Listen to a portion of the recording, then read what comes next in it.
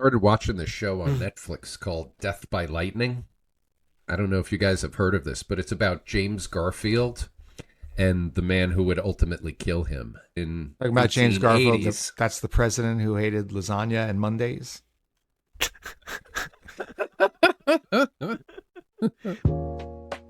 What happens when three high school friends reunite during a Trump apocalypse? I'll tell you what happens. They do a podcast, little buddy. Actually, Garfield loved lasagna. You are watching Generation Exile.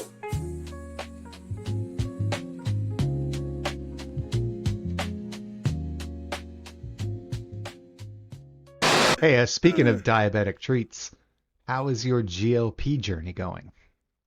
All right, so I'm finally able to report on my GLP. I started a GLP, I think, 2 months ago. And what I learned from my GLP experience, like, I'm going to leave like 30 seconds here for some sort of GLP update theme song. Hey. Oh, I thought you were going to say an ad. Oh, Ozempic. Right. You know. Yeah, I'm It would on be like, ironic if we had an ad for the Trump medicine shop. yeah, right. Soon to open up with its discounted LB1s. So I am on tirzepatide. That is a compound. Tirzepatide. That sounds Tirzepatide. like something meant to kill terzeps. Yeah, it does have that kind of feel. It is a compound GLP, which means they take the brand name one, which I think one of the Williams sisters is taking. It starts with a W. It's like Wegovy. not Wagyu. Wegovy, right. They take Wegovy and they like squeeze in a few vitamins so that it's no longer Wegovy. It's tirzepatide. And then it's cheaper at the pharmacy. So Wow. being a cheap Jewish guy, had decided to go on that one. The difference is like between $1,000 a month and $225 a month. So, I mean, Yeah. you can judge me all you want, Wow. people.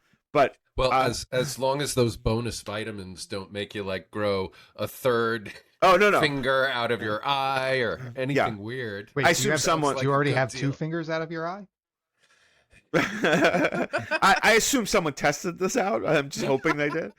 So I get the little vial. Michelle had the good sense to bring a cooler. We had to transport it from Mount Kisco, where the pharmacy is. It's a 20-minute drive, and it has to be cool. If it's not cool, it could get bacterias or some sort of unpure element attacks it. So you have to keep it refrigerated. And it came in like a little vial inside like a orange, pill case or whatever. Got it home, came with some needles.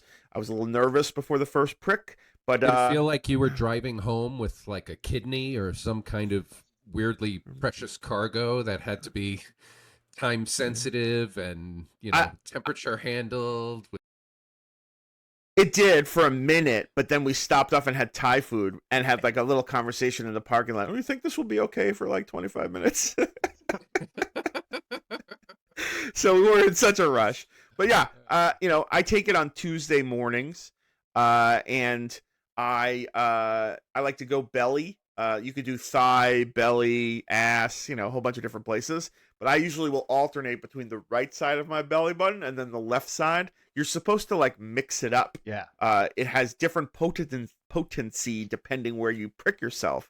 So I went first time belly. You got to like rub the little spot with some alcohol, like a little square.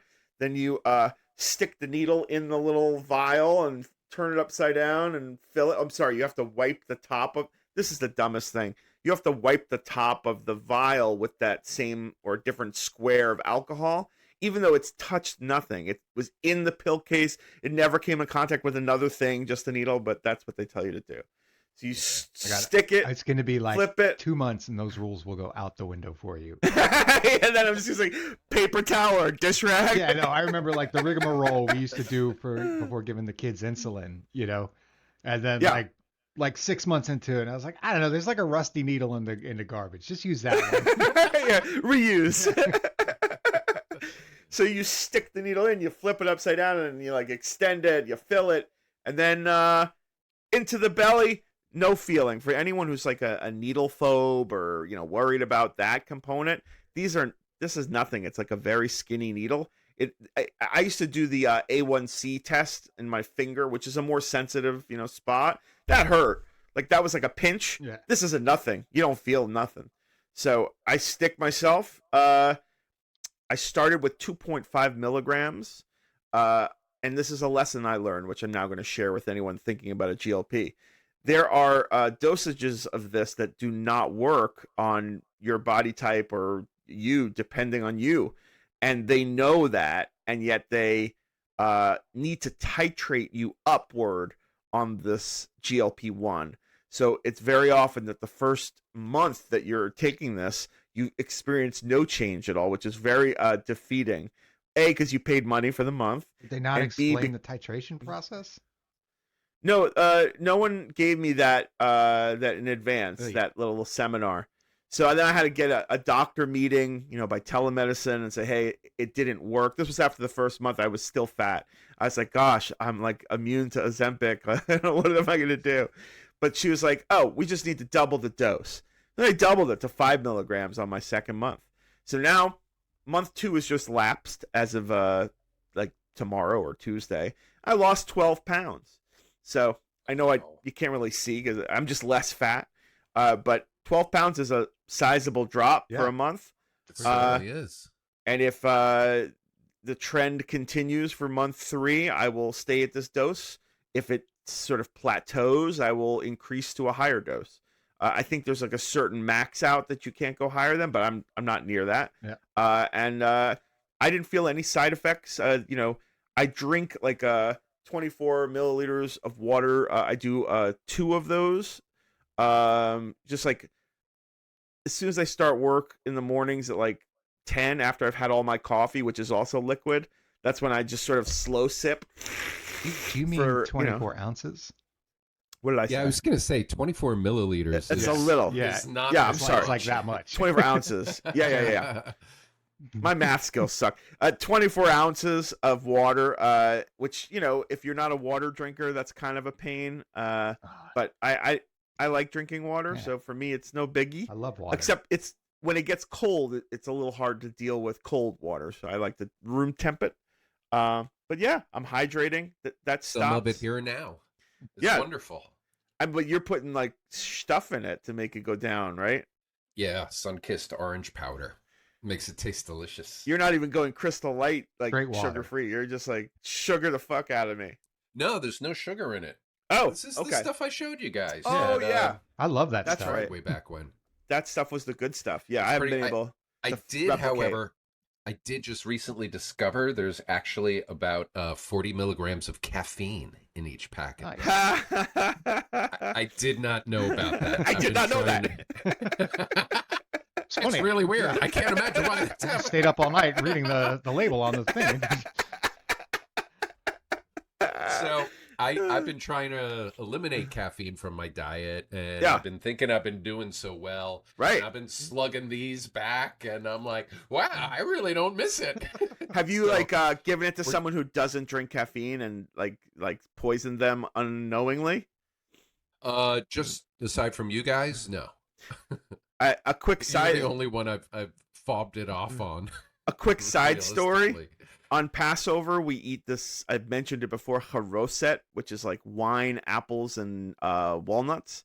And I remember one time I brought some into work on Passover at an old job, and was sharing it with people just because I'm proud of my culture.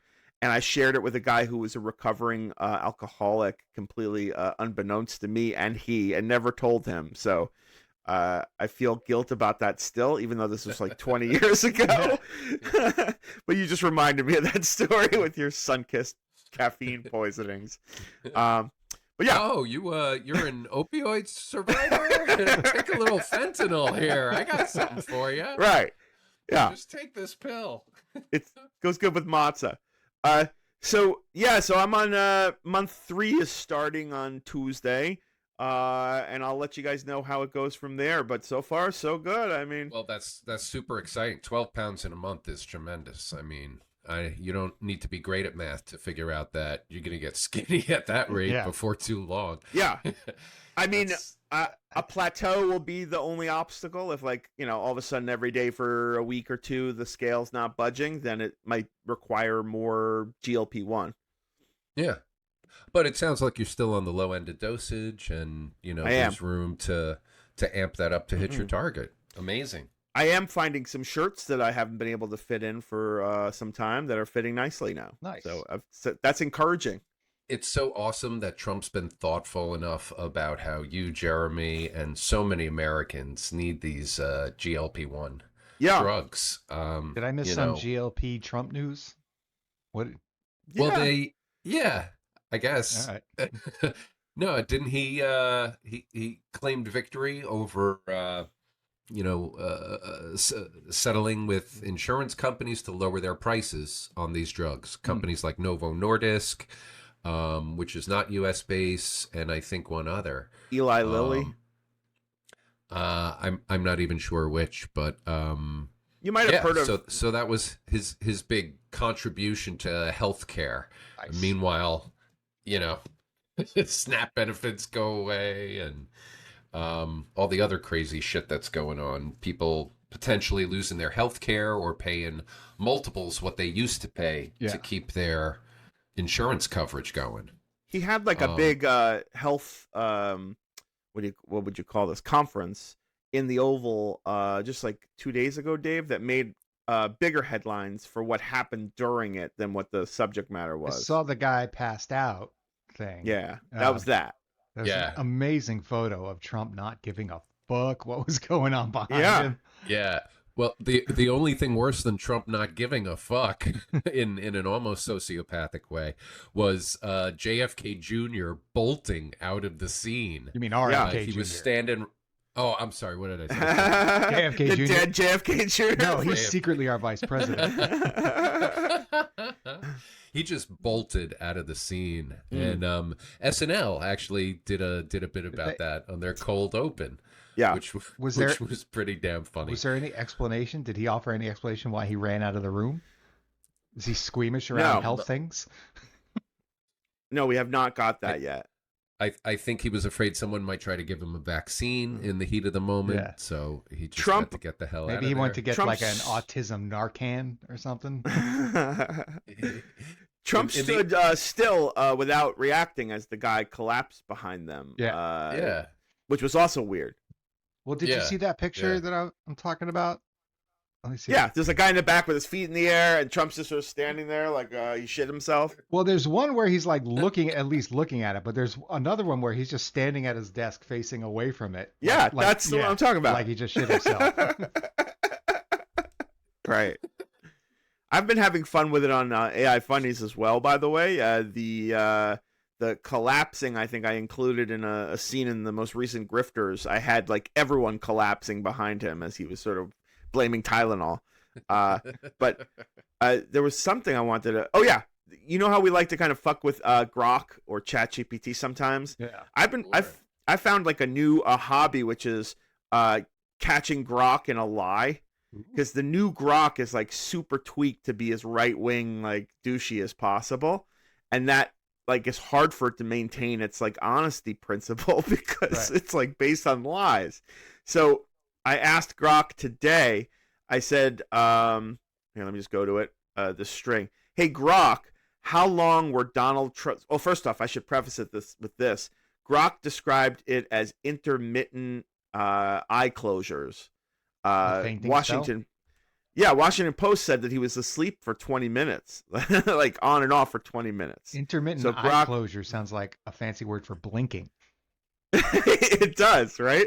So I wanted to test that out today. So I said, hey, Grok, how long were Donald Trump's eyes closed intermittently in the 20 minutes it is reported he was asleep? And how long of the 20 minutes were his eyes open? And Grok said, reports from Washington Post and others describe Trump struggling to keep his eyes open intermittently over about 20 minutes during a November 6th Oval Office event. No sources provide exact timings for closed versus open eyes, but it was not continuous sleep, more like dozing battles.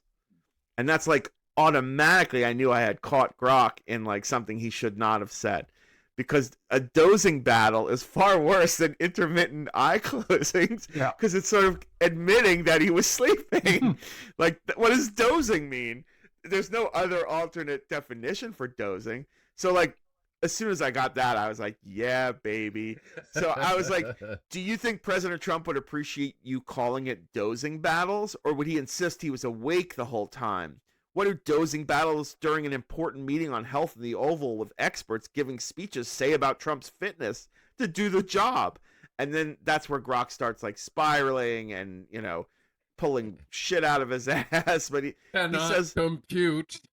He says, danger. Further incriminating himself, he did say Trump would likely deny any dozing and affirm total wakefulness, as he has with past reports.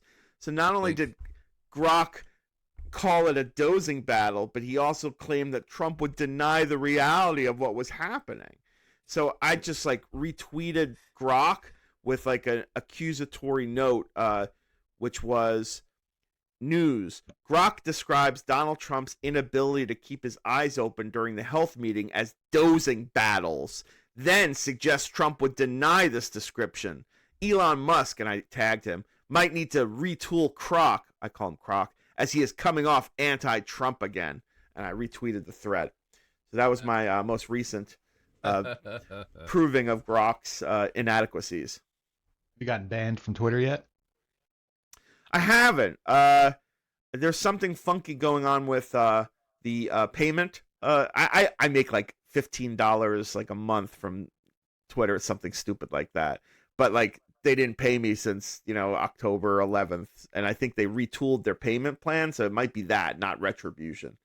So we'll see. I'll let you know if anything comes of it. All right. But I don't think they ban you anymore because it goes against the free speech thing. They certainly will hide you. Like, I'm pretty fairly hidden on Twitter. Yeah. And as evidenced by I have 115,000 followers, and if I tweet something and like it gets 2 likes, it's not because it wasn't something good. Right. Because I'm putting it on other platforms and it's getting plenty of feedback, you know? So I know that happens, but I find that if I tweet like an AI funny and then retweet it 15 minutes later, the retweet gets an audience. So it must be something in their algorithm with like first post ignore, or retweets aren't as ignored. I'm figuring it out, Dave. They got an algorithm where they tuck you in the back of the warehouse with the Ark of the Covenant, right down that dark, shadowy aisle. Yeah, they buried me. That's not where my engagement's coming from. But it is fun to fuck around with Grok. I've caught him in a few lies or misspeaks. I find like the first thing he responds is usually the truth, and then he walks back and dances as soon as you're like, oh, wait, did you just suggest that Elon's lying or Trump's lying? So, fun game. Jeremy versus AI. Jeremy versus Croc. He also will get defensive if you call him Croc. He'd be like, my name's not Croc, it's Grok. Does he say it like that through gritted teeth? That's how I hear it. Well, Billy speaking Grok. of gritted teeth, we lost a famous person this week. I was going to say great man. I don't know if I'm ready to give him that moniker. Dick Cheney passed away. Oh yeah, that's right. You know, it's amazing he lasted this long. Dick Cheney jokes about heart failure and the dramatic efforts taken to keep him going cardiovascularly are like 20 years old now. Yeah. So turns out they're not that funny, and now he has finally passed. I don't even know if he died of cardiovascular issues or just old age. I believe he was. It said it was 84. pneumonia. He had pneumonia, and when you have cardiovascular issues and pneumonia, it's just a cocktail of terribleness. Which reminds me, I got to get my vaccine. No, I'm kidding. Do you know what? Pneumonia vaccine. Do you know what? First, there's 2 things that occur to me about this. One is because Trump hates Dick Cheney, because he sided with his daughter in the January 6th January 6th hearings. When you said someone died, I was like, who? I have no idea who died. This has been completely buried. This was a vice president of the United States. There was no like lying in state. There was no, ceremony. There was no like news coverage wall to wall, clips of Dick Cheney. This guy just like flags at half mast. George, the guy that runs the like used bookshop. This is nobody, nothing. That's and something. The further irony, I think, is that he was a conservative icon. This guy like embodied Republican conservatism at a time when obviously we lived through 9/11. And I think, I've been reading stories in the wake of his death, and obviously I lived through these times too, but you look back on it, and people made Darth Vader jokes about him. People thought he was merciless, and people thought he was pulling the strings, behind George W. Bush's presidency. He certainly brought a lot of expertise. He was a very, seasoned. He had political experience. I think he was he chief of staff under Ford? There was another president. I don't think it was Ford. He's worked in four different administrations. I know that. Yeah. So lots of political experience, and was the CEO of Halliburton for many years. So the guy's been around the block and comes off as tough as nails.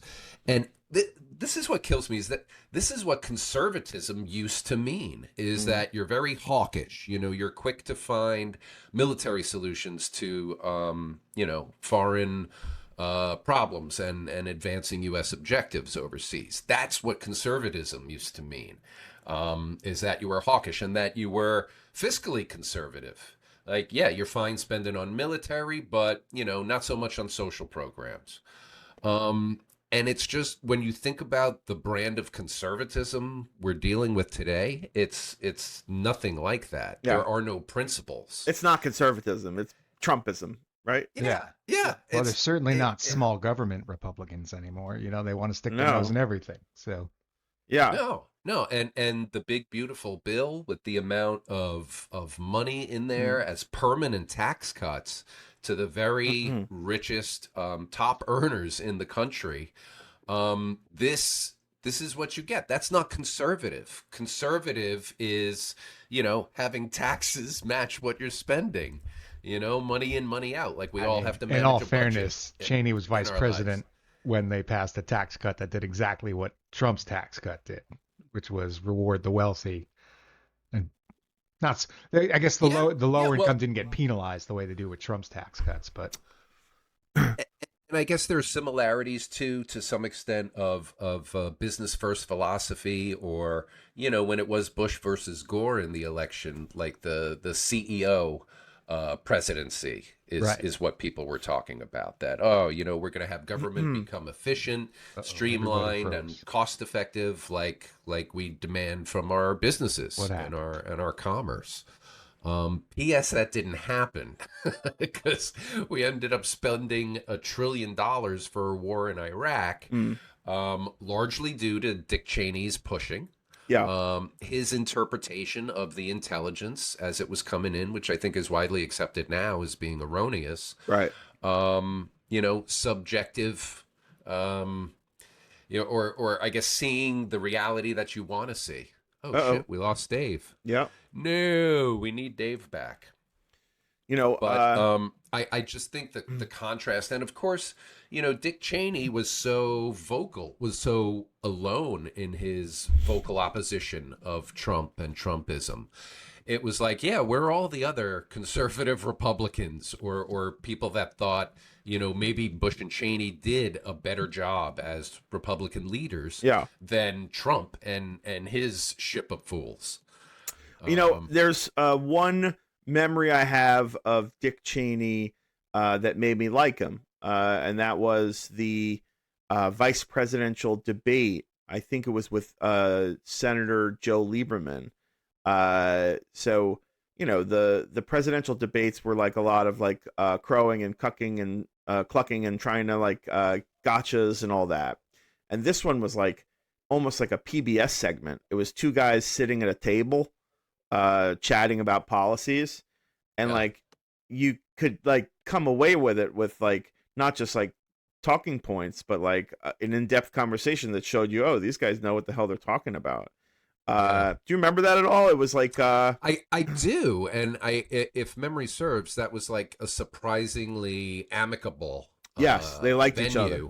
And Lieberman, if you remember Joe Lieberman, he was a gem of a politician. I think he was a rare because he wasn't quite democratic. No, he was moderate. Yeah. Yeah. And in the end, he was more conservative than he was a Democrat. I think he kind of like towed the line a little bit. But he had a lot of what you would think of as common sense, I think, policies and solutions. Now, Trump uses the words common sense, but he uses it to describe things that are off the wall, fucking batshit crazy. Yes. And that's one of the things I dislike about him. One of the other Dick Cheney, the second thing I wanted to bring up about Dick Cheney was like the last time I saw him speak publicly, he looked like he had just stepped off like the set of like a Roy Rogers like, you know, lassoing cowboy show. I'll call it up for you if you will. I wanted Dave to see it, but he'll have to watch it in replay. Well, first off, here's the Dick Cheney debate, which I think I could show. You see the browser? I see, yeah. Oh wait, so far, I so clicked good. I clicked the wrong one. Here's a so staid and mellow. Oh, Samuel L. Jackson hosted it? Yeah, right. From historic You Danville, two Kentucky. motherfuckers And welcome better to this sit year's down only and talk vice some presidential sense. debate sponsored You know by the Bernard Commission Shaw. on Yeah, that's from the Presidential Debates. I mean, I'm this Bernard guy Shaw of CNN, moderator. This guy was one of the dudes in the infamous Baghdad CNN war reporting with Wolf Blitzer and Peter Arnett and George Bernard Shaw. The three of them were like stuck in Iraq during the war as the bombs were falling. It was very exciting. So I always liked him for that. Not George Bernard Shaw. That's the author. I think he is. I think of the same That's name. his name? Oh. He George just said it. Wait, Bernard let's Shaw. see. Can you hear me?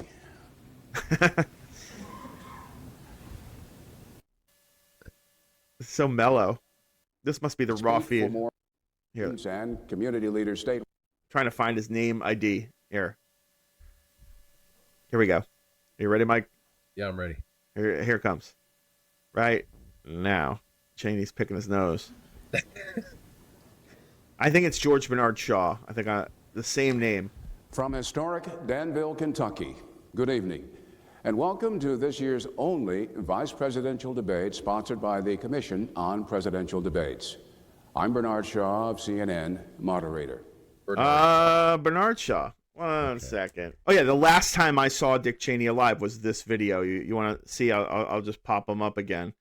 Yeah, was it when he was in that George Bernard Shaw play? He was George Bernard Shaw.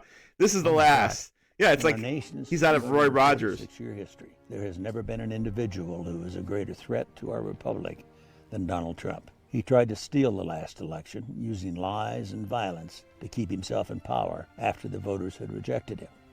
He is a coward. A real man wouldn't lie to his supporters. A real man. Yeah. So and and so, you know, even if you disagree with his politics, at least he certainly presents as a much more principled politician than He left than Trump office ever when it was over, you know? Like that's the new bar. Like, wait, you're gonna slaughter innocents, but you're gonna leave after 4 years. Yeah, all right. yeah, makes you kind of love him. Yeah. Like I actually I'll give him a love 21 Dick pellet Cheney. salute right to the face. You love Dick Cheney? Is that what you were gonna say?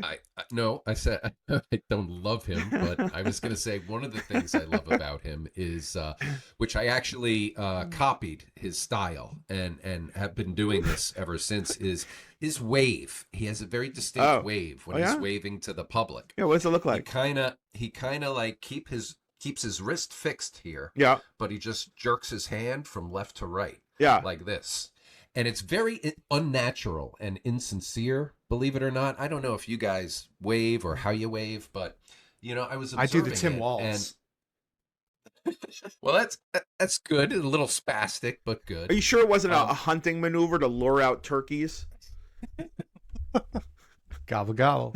Gobble gobble. Hey, I too cribbed Dick Cheney style by having multiple heart attacks. And surviving. Yeah. Surviving. Today That's is my right. second birthday, by the way. Yeah. Oh, Today is the anniversary. Oh yes, reborn. He has risen. Do Dave you Eagle. call it a death day instead of a birthday? Second birthday. Second birthday. Did you come out of a cave and paint some eggs? No, I came out of a coma and said, "Where's my pants?" Did you have some eggs? That's great, Dave. Well, welcome back. Thank He had you. some hospital's grod, is what he had. I told him at work this morning, and Zohar was like, "So what? You want a present for your second birthday?" Well, welcome back. Was it a heart attack or did you just cable modem reboot? Yeah, it could have been both. You never know. Yeah.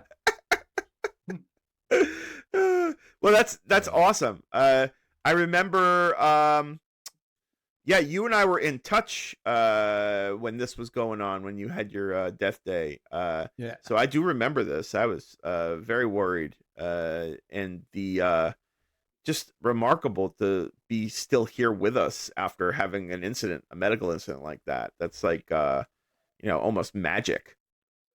It's I'm a lucky person, for sure. Like if I was home alone that day, I would be dead because I died. Yeah. Yeah. I mean, most people find a near-death experience to be pretty life-changing, but you had a death experience. Yes. You medically died and came back. bright light. No bright light. That's going to let a lot of people down.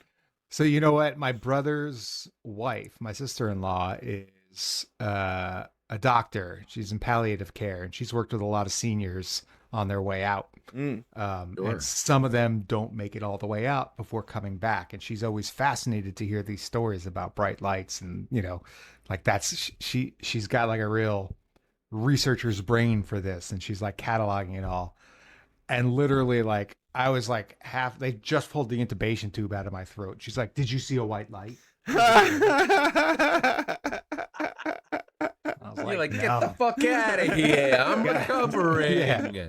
God is dead. Give me a minute. Yeah, well, that's incredible. How many years is it since then?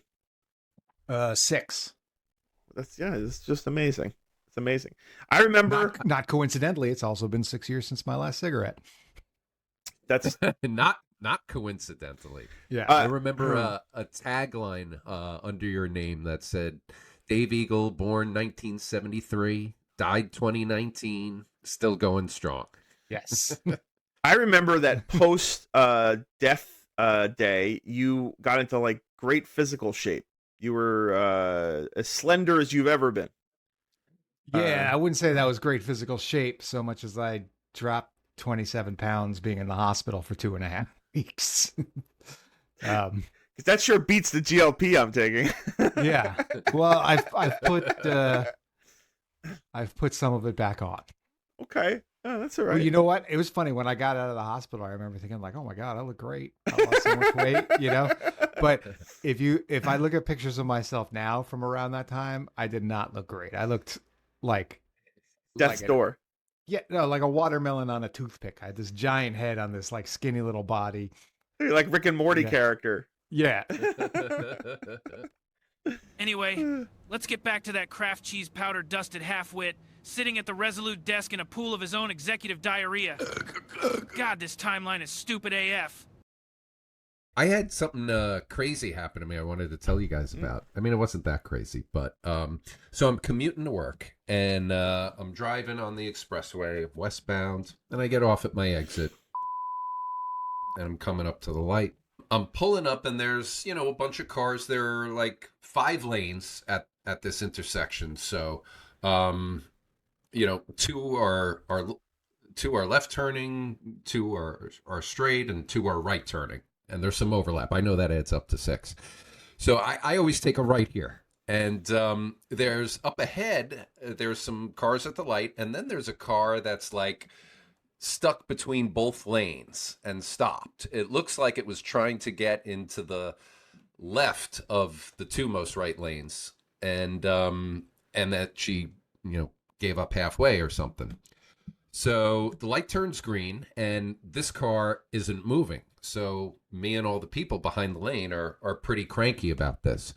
A car in front of me, like, scooches past her because she's kind of taken up two lanes and keeps going.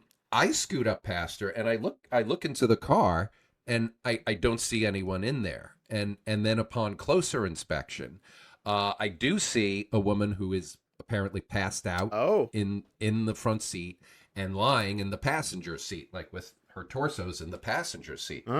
So I only see this once I pull up, and I'm almost on the curb on the right side trying to get around her. So I stop my car, I put the hazard lights on so people behind me don't go nuts. I get out of the car, and I'm thinking immediately, all right, I'm about to rap at her window, and she's either going to wake up or I'm going to call 911. That's what we're going to do here. Yeah. So I rap at the window, and she immediately pops up, and she looks kind of disoriented, and I'm still rapping, so she looks at me, and I say, "You passed out in the middle of traffic." Did you do that? Are you okay? You were doing this? Yeah, I don't know why I did that. Lassoing? But yeah, round yourself up, lady. I said, "Are you okay?" And she's like, obviously, like, stunned, flustered, weird. She's a young gal, and she doesn't seem injured or anything. And she rolls down the window, and I say, "Do you want me to call 911 for you?" And she's like, "No, it's okay. I'm on my way to the 5th precinct." Now, the 5th precinct, meaning the police 5th precinct, which is in the direction if you were to take a right. I don't know why she said that. I think it was a guilty conscience. Just turning yourself in for drunk driving. I don't know what she was. She was passed out. And I said, "Well, you were passed out in the middle of the road. So are you going to be okay to drive?" And she's like, "Yeah, I'm okay." And so I said, "Well, why don't you get in front of me and then make your right, and I'll follow you at least until I get to my office, and I hope you're okay." And then that's exactly what happened. And so when I told this story to Karen, she said she was probably on drugs. Fentanyl? She was probably on drugs and passed out. She must have managed to put her car into park before she completely passed out, because the car, would have rolled into someone else. She thought she was turning into a parking spot or something, like just. You sure it wasn't intermittent eye closing? She was behaving. She was engaged in a vicious dozing battle. Yeah, dozing battle.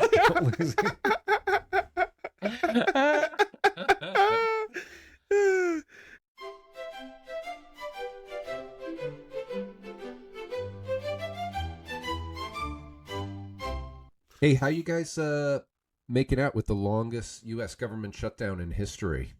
Are you guys inconvenienced? I try not to make out with it. I have been inconvenienced, actually. I want to hear about it, Dave. Did you try to fly somewhere? Fuck, I had a screenshot, and I don't know where I backed up that screenshot. So you just have to take my word for it. You got it. I'll find it later and stick it in post. But I was doing research on Snap for our show. I wanted to just kind of get a breakdown of like which states were going to get hit the hardest. And, maybe juxtapose that with the president they chose. I don't know. I was just looking. Yeah. But no, that's a great concept. Because it's gonna devastate a lot of red and rural communities for sure. Yes. I tried to look that up too, by the way, Dave. I was just curious, like what's the percentage of MAGA folks that are on Snap versus non-MAGA, and that stat is not so easy to come by. Yeah, that'd be difficult. But what I will say is when I went to the government website to find this data, there was a big banner at the top that said, "Due to the radical left shutdown, the data here is not available." The Schumer shutdown. Like we can't the only words I have exactly right are due to the radical left shutdown. And then everything else is basically like, we just don't have the money to run this website. And thought that was, which is crazy because that website with the like dancing gopher was up for like 30 years, like it's fairly easy to just run a website. You just leave it up. Right. Yeah. You don't have to invest more money in it. Maybe the domain was up for renewal. Who knows? But That's crazy. I'm trying to see if I can find this. Because they did have the money for, did you guys see the My Safe Space website? I don't think so. My Safe Space. That sounds like a right-wing attempt at mockery of a left-wing concern. Here we go. Let me share it. This is on the White House. This is at whitehouse.gov. With the sombreros? Yeah. So this is, look at the top. Democrats have shut down the government for clock. And then, so now this is My Safe Space, and it's a parody of MySpace. And you've got Hakeem's profile. Place for Dems. Hakeem is in my extended shutdown network. It's a fake MySpace page. I get you. Yeah. Hey, we're Democrats in the House and Senate. We love DEI, transgender for everyone, and handing out taxpayer benefits. So they have the money for this, is what I'm saying. Yeah. To illegal immigrants. Yeah. Oh, and the sombreros. That's very clever. Wow. Very impressed with our government's work. Look at Hakeem's top 8 friends. Yep. That tracks. Maryland Dad. I did get a rapper. I did get a laugh out of Chucky and Real Chucky. Yeah, that's clever. I've been seeing a lot of AI funnies coming from the right wing. The MAGA crowd has started to do my shtick with AI. Not as funny as me, of course, but still. I've been seeing some polished ones. As a matter of fact, there was a Mamdani one I saw today, which is like a Frank Sinatra song with, the same kind of thing I do when I do my AI funnies, like painting, with every manner of attacking the left. So AI's become a weapon of choice. Oh, absolutely. I want to tell you that this My Safe Space webpage was my last straw. That's so I am not tolerating this bullshit anymore. It was your last paper straw. Yeah, exactly. I will be doing some research and coming back with a 12-point looting plan for the American public. I just want you to know. Excellent. And I hope people who do get SNAP benefits might not starve and go hungry during this time.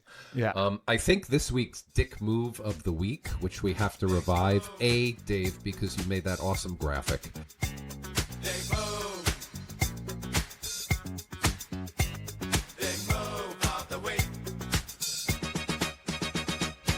Republican Clay Higgins from Alabama this week in the House said that food stamp recipients should just stop smoking crack. He said, and here's the full quote, "There are 22 million American households receiving SNAP benefits for groceries at $4,200 per year on average. Try to get your head wrapped around how many pantries you can stock with $4,200 in properly shopped groceries. Any American who's been receiving $4,200 per year of free groceries and does not have at least 1 month of grocery stock should never again receive SNAP because, wow, stop smoking crack." So just in case you thought Trump was heartless, he's not the only one in the Republican Party who has an absolute lack of sympathy for people that get supplemental food assistance. Have you followed the Walmart story? I did see your Walmart video, if that counts, following the Walmart story. Dave, did you see my Walmart video? I haven't seen your video or heard the story. All right, so quickly, Walmart, in a sort of Trump nod to his tariffs, came out with like a press release that they were offering a Thanksgiving bundle that is cheaper, more affordable than past years. And Trump is, touting, oh, look, Thanksgiving is even more affordable for everyone. Affordable is like a buzzword right now. Just not next to housing. Right. And then it immediately became clear that this bundle was leaving out at least like 8 or 9 items from the previous year's Thanksgiving offering. Right. So I did. You don't need all those carbs. I did a little piece. It's a quickie. Let me just show it to you. I might as well. And here it is. This is Walmart's response.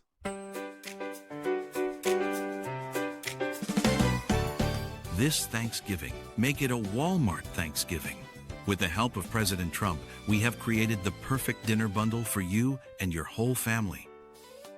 Walmart's commitment to helping President Trump's tariffs lets us offer you a bundle with great savings. We see you, tariff shelf, with delicious products from our new Get Spoiled line. That's right. Spoil yourself this Thanksgiving with a past its expiration date can of cranberry sauce, aged like a fine wine. Turn your best buy into a best buy. Watching your waistline? Enjoy Walmart's new svelte turkey. A skinny bird will help you eat less this holiday and won't monopolize your oven space. Who I needs like how a the girl is GMP1? Anorexic. Anorexic. We took the liberty of getting rid of some of the wasteful purchases you usually make on Thanksgiving. Things like dessert or fresh produce. Yuck. Our bundle has just 7 essential items. One of them is Lara Trump's new single. Walmart is also proud to offer our exclusive store brands. That's this right. part grossed me out. Walmart gravy, sourced from fresh rain-collected streams behind our superstores, right near the dumpsters. The critters that walk through our streams create a unique and delicious flavor profile. And Walmart's bundle helps you eliminate unsavory family members from your table this year just by virtue of serving size. That progressive aunt? Gone. Her woke daughter? Bye-bye. So make it a Walmart Thanksgiving, an affordable bundle that can feed 10, 9, maybe even 3 of your family. There you go. Really hate that Very sadly. nice. Thank you. Thank you. Excellent satire. Very good. Yeah. I've already liked and subscribed, so Oh, nice. Yeah. I'm there. This I'm video right there didn't with do you. very well, but I just think my site has been going bonkers lately. That great Fatsby video I did has passed 500,000 views. So I'm in the middle of like Nice. a viral that is bringing views to everything, including Nice. our Generation Exile. So our subs number, I think, is a result of this viral. It started on Monday and it's still stretching without any sign of stopping. So, Nice. but I threw that Walmart Fantastic. in the middle of it and nobody watched that. So that was like the one thing I was like, oh, okay. They're not watching everything. But yeah, the Hey, snap. speaking. Oh, go ahead. I was just going to to sort of tie in or tie it up in a knot. The snap thing is like tragic and terrible. And the news today was that Trump threatened all the states that if they go against his wishes of honoring food stamps for low-income families, there will be financial penalties and repercussions. That was today. So he's not only making it difficult for the SNAP program to exist, he's now doing retribution to starve people on purpose. Like, what kind of monster does that shit? The kind of monster that runs our country. That's the kind of monster. This is an obvious, I think, pain point for the most vulnerable people in our population. A less vulnerable portion of the population will be suffering at airports, though, because as part of the government shutdown, they're going to reduce traffic by 10% at a lot of busy airports, and just airlines are canceling flights. So you're going to have a hard time getting around for Thanksgiving. I mean, I'm glad I don't travel for Thanksgiving. And if I do, it's by car. But I suspect flying is going to be very unpleasant this year for those that have to do it. If at all, if it happens at all, you know. Yeah, they may just ground flights entirely. Like, why wouldn't that happen? You know, it's just So crazy. let me ask let me ask you guys this. With the election results as they were for Tuesday, it's an off-year election, and you can only read so much into an election like this. It's not even the midterms. Oh. But, you had a lot of Democratic wins. You had the governorship of New Jersey, the governorship of Virginia, and you had Mamdani's victory in New York City, which I think made Democrats feel a lot better.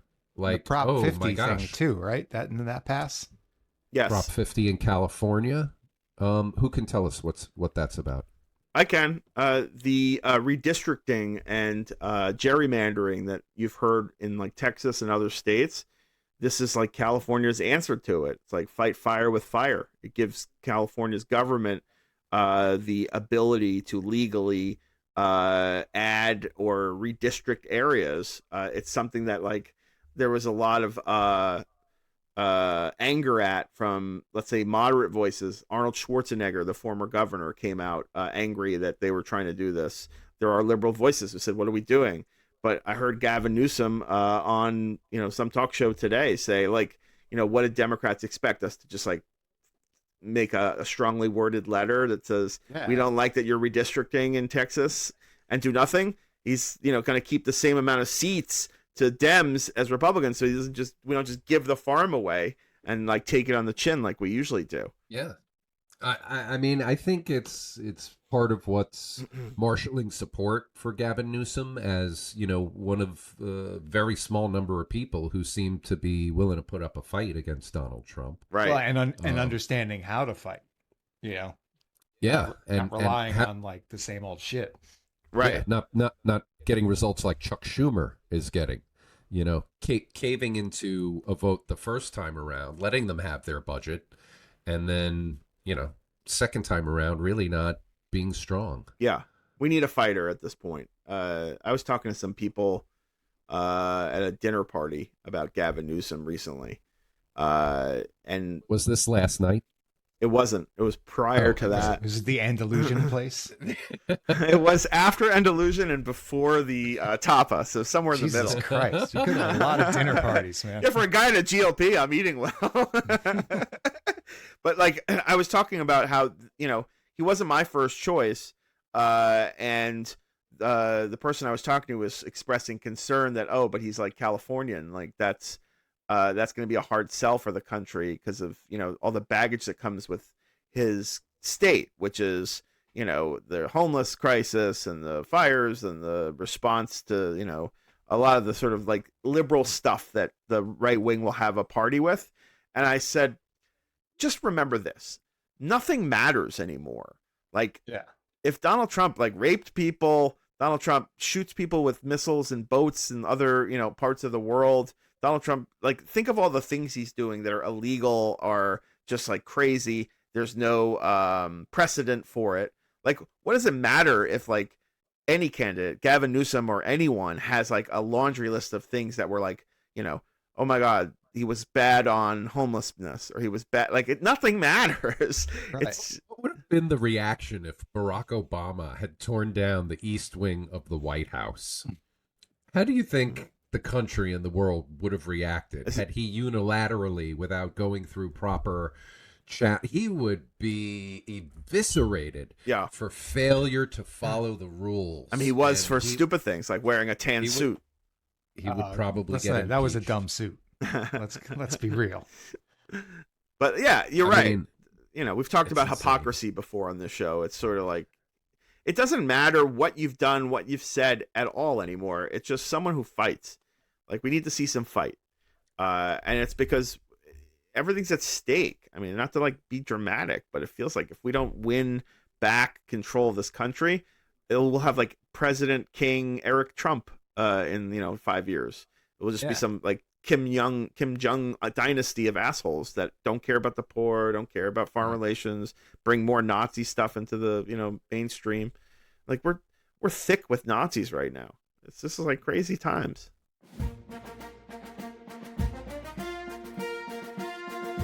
Gott segne Amerika-Land, das ich liebe.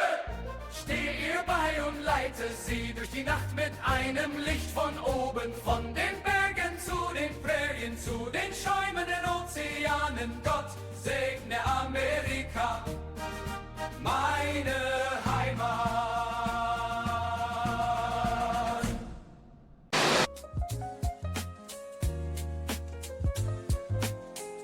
You are watching Generation Exile. I really hate that sad loser, Mr. Newberger. Who, me?